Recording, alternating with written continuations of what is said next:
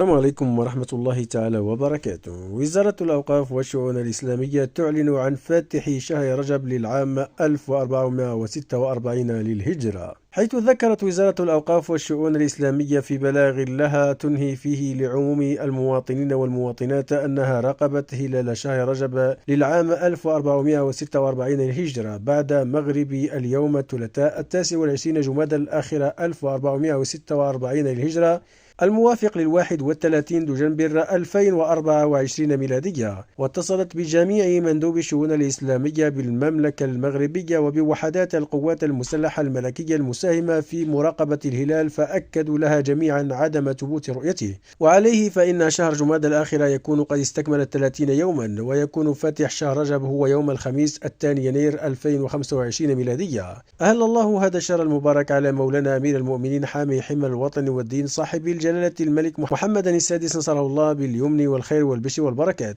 وعلى ولي عهده صاحب السمو الملك الأمير الجليل مولاي الحسن، وصنوه السعيد صاحب السمو الملك الأمير مولاي رشيد، وسائر أفراد الأسرة الملكية الشريفة بالسعادة والهنا، وعلى الشعب المغربي والأمة الإسلامية قاطبة بالرقي والازدهار، إنه سميع مجيب.